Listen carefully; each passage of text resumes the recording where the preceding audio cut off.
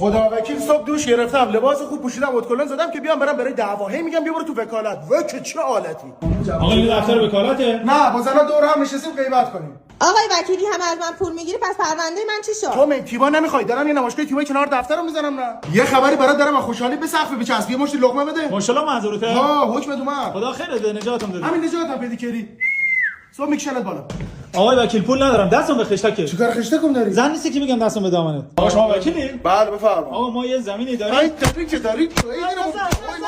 به خدا اشتباه میکنی. چرا چیزی که با دعوا حل میشه به درستی حلش کنی؟ وکیل پرونده من تو چه مسیریه؟ تو مسیر تپه تلویزیون صبح شبکه 3 که پخش تهران میفهمی. پخش منظورته؟ میگم خانم باید بری تست بارداری بدی. میگه وکیل گرفتم که تو انجام بدی. من باورم تست بارداری بدم. کمتم بعد نیست برای کارو. متهم تویی؟ بله. درش کده ببینم. چیو؟ عینکته. وکیل حکم ما چی شد؟ گیشنیزه، حکمم رو بیبیته. نه ترس، تو تا دیدی تو پرونده کم بیارم؟ نه چون پرونده اول اومد. بگه آقای وکیلی مری من چی شد؟ هیچ چی نداشت کردیمش تو. حالا تردیش که این واسه من میشه تیباتو؟ میرم برات والا تیوا هم بهت میاد. خدا وکیل همش جر، همش بس، نوشابه هم خانواده داره، بعضیا نه. الان خانم تیموری پسند با آقای الف پپته که با خانم سینزه چهه از خانم خیرده زبه دزدی کردن مبلغ 30000 تومان. بگو بیا تو کارش دارم.